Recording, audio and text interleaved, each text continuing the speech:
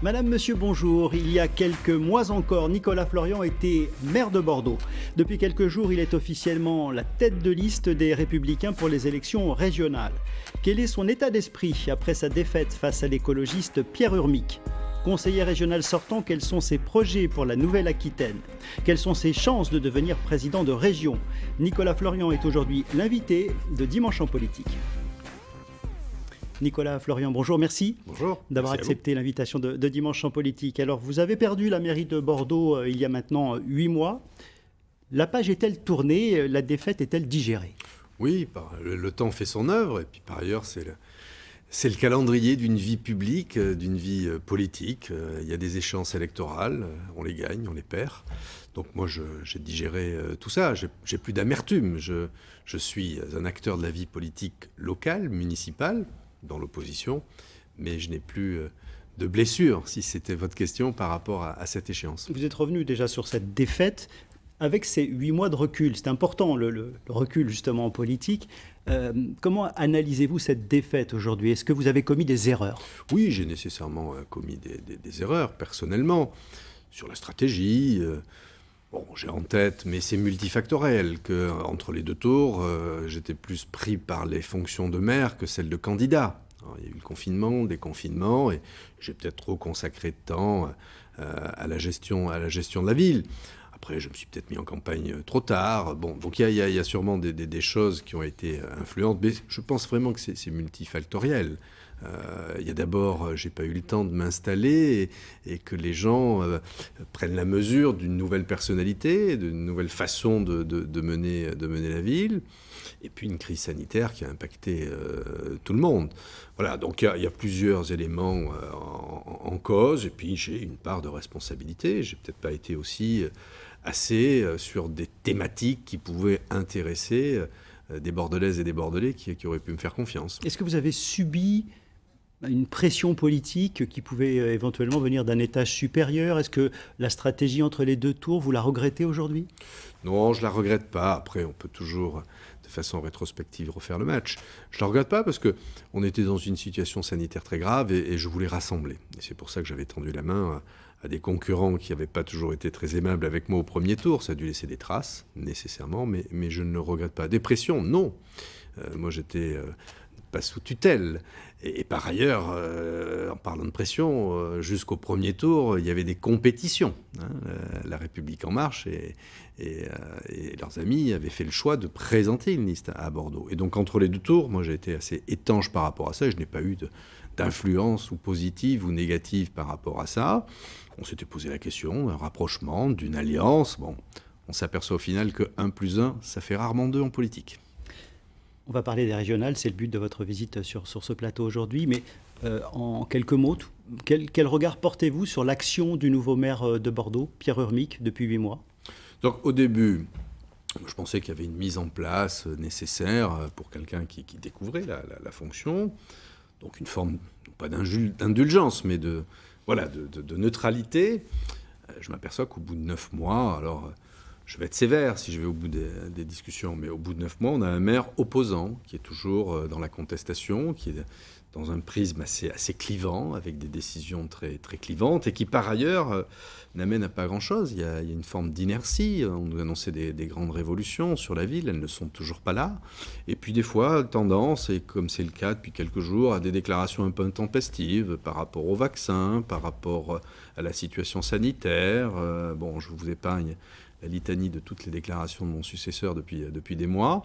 Mais surtout, ce que je retiens, c'est une vraie inertie, un vrai recul de la ville de Bordeaux. Vous arrivez à échanger en dehors des conseils municipaux ? Est-ce que vous arrivez à avoir un dialogue aujourd'hui ? Un dialogue, il est toujours un peu distant de par la situation sanitaire. On a des séquences d'échanges, mais à aucun moment, par exemple, mon successeur a souhaité pouvoir échanger avec moi sur tel ou tel dossier. Ça s'était fait de façon très, très, très brève après l'élection municipale, mais depuis, bon, il est dans une forme d'autonomie. Ça, je peux pas lui reprocher. Alors, cette défaite, elle est là, vous venez de la commenter. Avant de vous relancer, vous avez fait un bilan. Qu'avez-vous fait de ces 8 mois depuis la défaite ? Déjà, je me suis reposé. J'ai profité de ma famille, et il y avait du temps à rattraper à ce niveau-là. Et puis, j'ai remis un petit peu d'ordre aussi dans ma vie, j'allais dire, personnelle, quels étaient mes objectifs, qu'est-ce que je vous souhaitais vous êtes posé faire. la question de savoir si, par exemple, vous alliez poursuivre en politique? Oui, tout à fait, tout à fait. Ça, j'ai pris l'été pour y réfléchir, et après discussion avec mon épouse notamment, hein, et puis mon fils, de savoir si ça faisait partie maintenant des objectifs immédiats ou à moyen terme pour moi. Ils m'ont conforté dans l'idée que, bon, il y a une défaite, mais enfin, l'engagement politique, l'engagement public, et il devait continuer, que ça soit au niveau local. Je suis le chef de file de l'opposition, l'ancien maire, et puis d'autres perspectives, d'autres prospectives, c'est ce que je fais avec les élections régionales. Quand vous faites le bilan, parce que la politique c'est difficile, vous êtes bien placé pour le savoir, qu'est-ce qui fait que vous avez à nouveau envie de remonter à cheval, pour reprendre une expression bien connue de Jacques Chirac? Moi, j'aime les gens. J'aime les gens et j'aime exercer aussi des responsabilités et puis exprimer des convictions, des valeurs, avoir une vision. Moi, je suis toujours très intéressé de comparer les projets, les visions de territoire, les visions de modèles de société. Bon, c'est ce qui me passionne dans l'action publique et c'est ce qui me motive aussi. Et puis d'être dans une démarche collective, collégiale. Je me suis aperçu que dans ces périodes, beaucoup de gens m'ont témoigné de l'amitié. Je crois que j'ai eu plus de textos d'amitié et de soutien après les élections municipales que quand je suis devenu maire. Bon, donc c'est aussi une source de motivation pour s'engager. J'irai au service des autres, oui, mais au service aussi d'une équipe, et c'est le sens de mon engagement. Alors depuis la semaine dernière, vous êtes officiellement investi tête de liste pour les régionales, donc pour les Républicains. Qu'est-ce que vous avez considéré? Que c'était un cadeau, que c'était un défi ou un cadeau empoisonné? Non, vous savez, on ne peut pas imposer aux gens leur propre bonheur. Donc moi, quand j'ai été sollicité, ça ne faisait pas partie de mes objectifs immédiats, mais je suis conseiller régional, j'aime ma région, j'ai une vision pour ce territoire. Et vous avez été surpris qu'on vous propose quand même cette tête de liste? Oui et non, parce qu'on m'avait déjà sollicité un peu après l'été, et là j'avais dit que je n'étais pas à l'esprit à ça. Bon, donc le temps faisant et les arguments présentés m'ont convaincu. Et par ailleurs, et notre situation sanitaire me le dicte aussi, je pense que la région a un vrai rôle à jouer. On en parlera sûrement tout à l'heure, hein. Moi, j'aspire à un acte 3 de la décentralisation, renforcer les régions. Et puis, moi, je suis un néo-aquitain pur sucre. Je suis né dans le Lot-et-Garonne, à Marmande. J'ai fait mes études à Bordeaux. J'ai été maire de Bordeaux. Je connais la richesse de ce territoire, de ce terroir. C'est la mer, c'est la montagne. Et je connais aussi les difficultés. Ça fait près de 9 ans que je suis conseiller régional. Et je sens aussi la responsabilité qui peut être la mienne, pour ce que je suis, mais surtout ce que je représente en tant qu'ancien maire de Bordeaux. Bordeaux l'attractive, Bordeaux qui avait l'image de vampiriser un peu les choses. Je l'entends, je le vois. Et donc, aujourd'hui, en ayant cette capacité à y consacrer du temps et de l'énergie, je pense que c'est le moment de rééquilibrer les choses. Et l'investissement qui a été le mien jusqu'à maintenant peut devenir un atout pour cette vision d'aménagement du territoire, lutter contre les déséquilibres territoriaux et puis valoriser nos qualités, nos richesses. Comme je le disais, on a la mer, on a la montagne, on a les terroirs, on a une qualité de vie. Le fait d'être maire de Bordeaux, est-ce que justement ça n'a pas effacé un peu votre mandat de conseiller régional? Vous n'avez pas été peut-être un peu discret à la région? Tout à fait. Pendant 2 ans, les 2 dernières années, j'avais privilégié l'action municipale, mais je restais en contact. Je défendais les dossiers de la ville et de l'agglomération. Je me suis peut-être un peu moins intéressé aux grands schémas régionaux, mais ça n'a été que conjoncturel.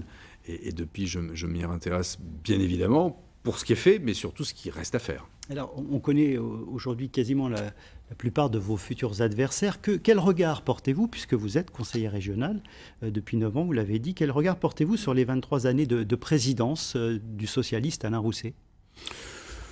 Moi, je n'ai pas l'habitude de regarder dans le rétroviseur. Et par ailleurs, moi, je ne suis pas candidat. C'est un président qui a fait des choses. Oui. Moi, je ne suis pas candidat pour faire perdre quelqu'un ou pour faire élire quelqu'un d'autre. Moi, je suis candidat pour exercer des responsabilités. Très clairement, vous êtes candidat pour prendre la présidence de la région. Aujourd'hui, c'est votre objectif. Bien sûr, sinon je ne serais pas candidat et je ne serais pas sur votre plateau à vous expliquer la motivation de ma démarche. Je suis lucide, je sais bien que théoriquement, les choses peuvent paraître compliquées. Il y a 25 ans de mandat d'un président, un paysage politique qui, pour le coup, est éclaté.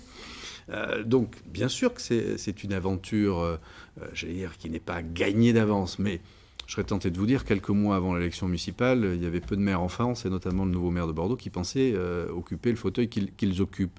Mais au-delà de la conquête électorale, il y a le projet à porter, et moi, c'est ce que je veux développer et expliquer que je ne suis pas un candidat de témoignage. Ce n'est pas une candidature de témoignage. Quand on fait la politique, on s'engage en politique, c'est pour exercer des responsabilités. Moi, je ne suis pas dans la culture d'une opposition à quelque chose. Je suis dans la culture d'une promotion de quelque chose, ce qui est totalement différent. Donc la région, elle a des atouts. Je pense maintenant qu'il faut ouvrir une nouvelle orientation, écrire de nouvelles pages sur les mobilités. On a des différences très profondes avec le président actuel. Moi, je suis pour un volet routier. On va y revenir sur la mobilité. Mais la vague verte, qui, vous êtes bien placé pour le savoir, a emporté les municipales dans certaines villes. Dans certaines villes, dans les milieux très urbains. Absolument. Oui. Peut-être également emporter le conseil régional de Nouvelle-Aquitaine. Nicolas Thierry est un candidat qui est en campagne depuis le mois d'octobre. Oui. Enfin, c'est surtout d'abord le vice-président du président actuel. Oui, et qui affiche aussi des désaccords sur de nombreux dossiers. Au moins c'est sain comme ça, et on verra bien qu'il y a deux directions. Vous savez, la poussée verte au moment des municipales, je crois qu'il faut la relativiser.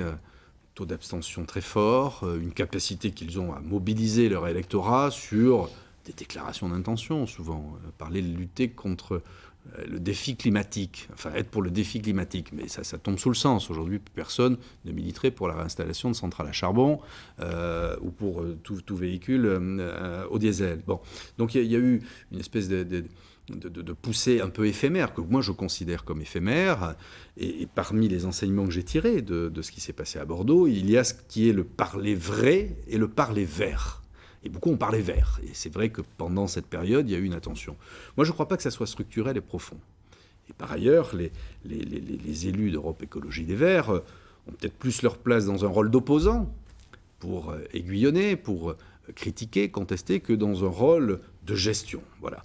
Donc, sur la traduction électorale au moment des élections régionales, je ne le crois pas et je ne le souhaite pas, surtout, parce qu'on voit ce qui se passe à Strasbourg, à Lyon, à Bordeaux. C'est une forme de régression, de recul.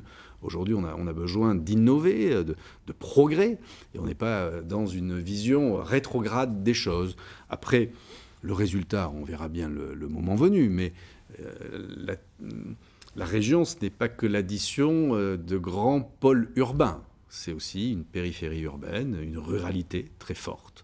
Et je ne suis pas persuadé que le message délivré par Europe Écologie Les Verts soit le bon message pour un certain nombre de nos départements plutôt ruraux. Alors votre programme n'est probablement pas encore écrit, non, mais en termes de grandes lignes, et puisqu'on parle d'écologie, d'environnement, quelles seront les lignes importantes dans ce domaine-là dans votre programme? J'imagine qu'après ce qui s'est passé à Bordeaux, vous avez particulièrement pensé à ce dossier-là. De quelle manière vous allez marquer votre programme? Parmi peut-être les erreurs que j'ai commises, on parlait des municipales, je crois que j'avais le programme le plus abouti en termes d'écologie urbaine, d'innovation. Je rappelle que j'étais le premier maire peut-être en France à faire des éoliennes urbaines ou des puits à carbone, mais trop technique. Et ça, moi, je ne recommencerai pas cette erreur. Bien sûr qu'on doit aller vers les métiers de demain, une sobriété énergétique, et je préfère parler de transition énergétique, lutter contre le gaspillage, les déchets. Mais pour les élections régionales, ça doit s'intégrer, et j'ai 3 axes de campagne. Le premier, c'est comment on aménage un peu mieux cette vaste région avec des clivages importants entre ce qui aujourd'hui est attractif, bien desservi, et d'autres territoires qui sont plus isolés. Rappelez-vous la fracture territoriale, la souffrance exprimée par les Gilets jaunes il y a quelques mois, et en particulier dans notre grande région. Donc moi, je veux être un président qui aménage son territoire et qui lutte contre les déséquilibres territoriaux. Et là, on a une responsabilité. Je pense que c'est à la région, notamment en termes de mobilité. Je dis qu'on allait en parler plus tard, donc je vous réserve mes réponses pour ce moment-là. Il y a aussi l'implantation de services publics. On s'aperçoit qu'il y a une désertification dans certains territoires, qu'il faut peser pour qu'il y ait du service public. Il faut implanter de l'emploi et puis de l'innovation. Et quand je parle d'innovation, c'est sur ce registre-là que la question environnementale doit prendre tout son sens. Qu'est-ce que l'on est capable de faire pour créer créer des nouveaux métiers de demain sur les véhicules propres, l'hydrogène. Qu'est-ce qu'on est capable de faire pour l'énergie? Qu'est-ce qu'on est capable de faire sur notre agriculture? On a la chance, cette richesse d'avoir le territoire le plus vaste au niveau agricole. On a une qualité de nos produits, de nos terroirs formidable. Comment on accompagne dans cette transition nos agriculteurs? Justement, vous parliez de la ruralité, des agriculteurs. La région, c'est un grand territoire avec ses problématiques et notamment le partage de l'eau. L'exemple du lac de Caussade en Lot-et-Garonne, on en parle régulièrement. Cette semaine, la justice a confirmé son illégalité. Regardez ce reportage d'Ingrid Gallou et José Souza.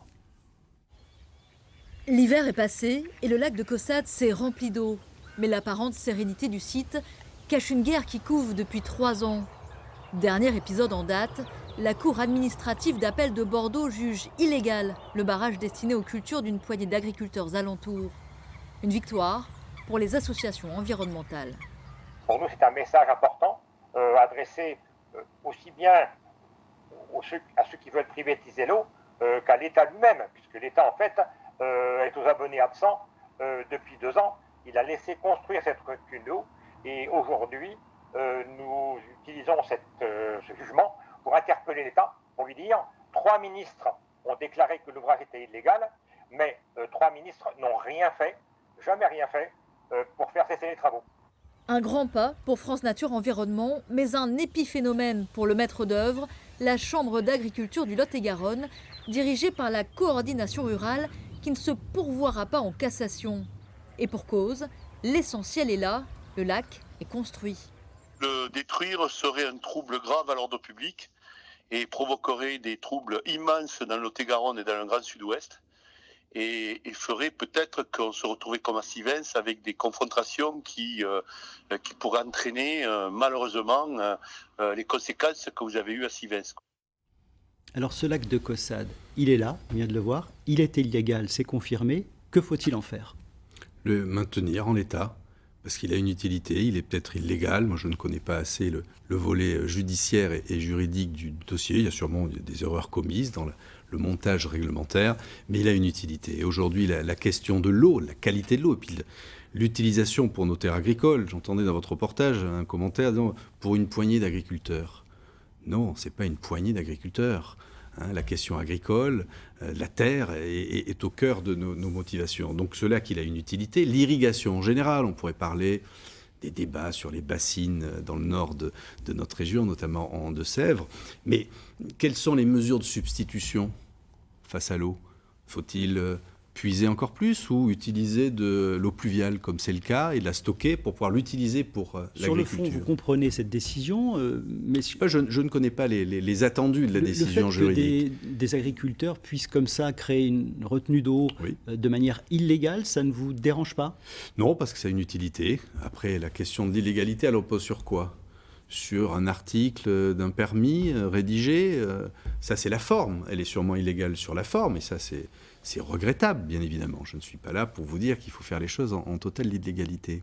Mais sur le fond, moi, je considère que ce dossier, ce projet est un projet utile pour nos territoires, et notamment celui concerné, et utile par ailleurs pour l'ensemble de la collectivité, puisque je rappelle que constituer une retenue d'eau comme ça, c'est à base d'eau de pluie. On est tous à considérer qu'il faut réutiliser, réoptimiser nos ressources. Ça en fait partie. Ça doit nous donner maintenant l'occasion, sur tout autre projet, qu'il respecte un cadre réglementaire et légal. Là, je suis d'accord avec vous. Le projet de loi climat laissera, semble-t-il, la possibilité aux régions de fixer une écotaxe sur les transports de marchandises. Faut-il taxer les transporteurs étrangers, notamment, qui traversent la région, selon vous? Moi, j'étais favorable à la taxe dite carbone. Je rappelle que c'est le président Nicolas Sarkozy et son gouvernement qui l'avaient imaginée. Mais elle doit s'appliquer sur l'ensemble du territoire. On ne peut pas avoir de vision très partielle des choses. Ça voudrait dire que sur tel axe, on l'applique, l'autre non. Là, pour le coup, et c'est mon côté sûrement jacobin et gaulliste, on doit avoir une unité nationale et des règles qui s'appliquent partout, notamment dans ce domaine. Mais sur le fond, moi j'y suis largement favorable, pour 2 raisons. D'une part, une question très, très pécuniaire, mais l'entretien de nos routes, l'entretien de nos réseaux est à la charge des citoyens et des institutions françaises, alors qu'elles sont utilisées par d'autres. Moi je ne suis pas contre le libre-échange et la liberté de circulation, mais il doit y avoir des règles quasiment européennes. Et par ailleurs, tout ce qui peut favoriser la réduction du transport routier est utile. Il faut aller vers plus de ferroutage, mieux utiliser nos voies navigables. Donc tout ce qui peut y participer, oui. Maintenant, l'idée de faire ça que sur une région et pas sur d'autres, ça sera déplacer le problème ailleurs. Il faut qu'il y ait une unité territoriale là-dessus. Autre mode de transport, le rail. Ce thème a été largement débattu il y a 6 ans lors des dernières élections régionales. Faut-il développer ou stopper les lignes LGV en France et notamment dans la région, puisqu'on sait qu'on avait notamment un projet de Bordeaux vers Toulouse ou de Bordeaux vers le Pays Basque. Ouais, Quelle est votre position ? Moi, je suis pour le développement des lignes à haute vitesse. On voit le facteur d'attractivité et de développement des territoires partout où ça va. Et Alain Rousset ailleurs, était très favorable à oui. développer ces lignes jusqu'à il y a peu de temps. Visiblement, il fait marche arrière, parce faute de moyens. Alors déjà, il y a la question du financement, et ça fait 30 ans qu'on en parle. C'est un sujet. Et puis, il y a une question politique où Alain Rousset, il est aussi pris par une majorité où, notamment les élus verts, sont totalement hostiles. Moi, je pense que c'est un facteur de développement pour nos territoires, mais avec 2 bornes. La première, que ça ne se fasse pas au détriment des RER. Je pense qu'il y a beaucoup à faire sur le maillage territorial de nos territoires. Moi, j'ai en tête que Bordeaux a connu un rebond avec les 2 heures Bordeaux-Paris.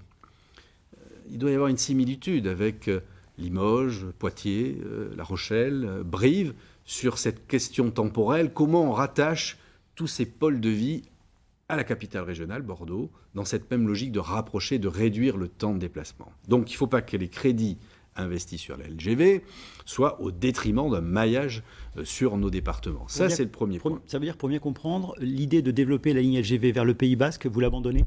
Ah non, du tout. Je pense qu'on doit aller vers le sud. La seule façon... Parce que quand on construit une ligne... À condition d'avoir le budget pour tout faire. Donc vous dites qu'il Tout à fait. Donc c'est des privilégier choix. les TER ou non ? Les 2, mon général. Les 2. C'est une question de choix. Et par exemple, abandonner le projet, on milite contre depuis des années, Pau-Canfranc. Ah C'est oui, près alors de ce 400 projet, millions d'euros. projet porté par le président Rousset. Porté par le président Rousset, qui a peut-être eu une utilité il y a 20 ans ou 30 ans. Aujourd'hui, c'est hors d'âge. Donc, vous, Et président de la région, réorienté. vous arrêtez complètement Tout la ça, ligne Pau-Canfranc ? Du jour au lendemain. Du jour au lendemain. Même je sais que ça fait débat, du jour au lendemain. Et là, c'est une question de pouvoir redéployer des moyens sur d'autres projets. Et quand on parle de lignes LGV à haute vitesse, c'est aussi derrière la capacité que l'on a à faire du ferroutage. Et la logique du grand projet du Sud-Ouest et de la connexion en Y vers Toulouse, c'est de pouvoir irriguer au sud et de se connecter au sud. Aujourd'hui, quand vous êtes sur la Rocade ou la 62, la 63, le flux, il vient du sud. Il vient de l'Espagne, il vient de la péninsule ibérique, de camions. Ce sont des murs de camions. Je rappelle que sur la Rocade, c'est 15 000 camions par jour. Donc cela, pour les reporter ou déporter sur un autre mode de transport, c'est le rail essentiellement. Ça doit être aussi la façade maritime, et on pourra en parler, avec la logique des 3 ports, Bayonne, Bordeaux, La Rochelle, et les connexions qu'il peut y avoir avec l'intérieur du territoire, par les fleuves. Mais l'un des moyens de lutter contre l'expansion du transport routier, c'est de favoriser le transport par voie ferrée. Et par ailleurs, on a aujourd'hui des systèmes de concessions qui existent, et c'est une discussion qu'il faut ouvrir. Et enfin, quand on dit que Bordeaux a tendance ou a eu tendance à vampiriser les choses, il ne faut pas que la ligne Paris-Bordeaux soit une gare d'arrêt par rapport au sud du département. Les Montois, les Biarrot, les Bayonnais attendent d'être desservis aussi par une ligne à grande vitesse. Et pareil du côté de Toulouse, ça permet d'irriguer notamment le Lot-et-Garonne et toute la partie La difficulté méridionale étant de financer ces projets, bien évidemment. Bien sûr, mais aujourd'hui, tout le monde peut comprendre qu'ils ne soient pas réalisés dans les mois qui viennent. Mais il faut reprendre le dossier à la base, voir les financements possibles, voir le calendrier, et puis aussi des choix financiers, pour ce qui nous concerne, en tout cas, qui font levier par rapport à ce que l'État peut apporter ou l'Europe. Il nous reste 3 minutes dans cette émission. En termes de tourisme, la région Nouvelle-Aquitaine est la plus grande de France, les montagnes, le littoral, entre autres, une ruralité très, très agréable. Quel plan touristique vous souhaitez mettre en place ? Il faut sauver les acteurs du tourisme. Aujourd'hui, et c'est peut-être parmi les plus impactés de la crise sanitaire, tous les acteurs du tourisme, et notamment dans notre région, souffrent énormément. Énormément. Donc là, il doit y avoir un plan puissant qui vienne compléter le plan de relance. Il y a des choses dans le plan de relance, je ne vous dirais pas le contraire, négocier entre l'État et les régions. Mais il faut compléter ça avec une vocation peut-être plus locale, sur une aide massive, un accompagnement de tous ces petits, moyens et grands acteurs du tourisme. Redire d'ailleurs que notre région est bienveillante, et qu'à l'approche notamment, et j'espère qu'au moment de l'été, les choses seront un peu plus relâchées, nos capacités d'accueil sont là. Revenez nous rendre visite dès que les contraintes sanitaires seront relâchées. Mais pour ça, parce qu'il y a des gens qui souffrent, il y a des gens qui vont péricliter avec cette crise, autant ils ont pu encaisser le premier confinement, ils sont en train de mourir, et il faut les aider. Je ne suis pas pour l'assistance publique en totalité, mais on doit pouvoir utiliser des leviers financiers et puis de communication, de mieux aménager l'accessibilité sur les sites les plus touristiques pour sauver toute cette filière qui est parmi les 2 ou 3 plus créatrices d'emplois et d'emplois sur nos territoires. Un dernier thème dans cette émission en 1 minute 30, c'est un mot de sport. On aurait pu parler rugby évidemment dans la région, mais ça va être un mot de foot et notamment des Girondins de Bordeaux, parce que vous connaissez bien ce club. Vous avez été maire de Bordeaux et donc vous avez suivi la vente et supporter. Vous avez suivi la vente de ce club. Êtes-vous inquiet aujourd'hui pour ce club et l'avenir de ce club? Ça fait quelques semaines que je suis inquiet. Et j'étais un peu dépité d'entendre l'ancien propriétaire dire 2 ans après qu'ils ont commis une erreur. Oui, ils nous ont fait commettre des erreurs. Nicolas de Taverneau, en l'occurrence. Oui, c'est pas lui que j'en veux personnellement, parce que Nicolas Taverneau est un amoureux des Girondins. Et bon, il avait plutôt la pression de son employeur pour céder les Girondins. Je pense qu'il a tout dit. Ça a été une erreur de céder ce club à qui il a été cédé. Moi, je ne suis pas sur obtus par rapport au principe de cession. Maintenant, il faut sortir de tout ça. Moi, quand j'étais maire, j'avais dit clairement à King Street, pour ne pas les nommer, mais vous voulez vendre ou vous ne voulez pas vendre. On est toujours dans une incertitude de plan de financement, d'amortissement assez vaseux. Moi, je souhaite qu'aujourd'hui, on sorte de cette affaire, que les propriétaires actuels cèdent et qu'on trouve un nouvel investisseur pour reprendre le club et lui redonner identité. Qu'ils cèdent le club, vous voulez dire que les actionnaires actuels vendent le club, c'est ce que vous demandez? Bien sûr, et moi j'y travaillais quand j'étais maire pour trouver un nouvel acquéreur. Merci, c'est la fin de cette émission, c'est la fin de Dimanche en politique. Dans quelques instants, le journal de la mi-journée. Merci beaucoup. Merci à vous.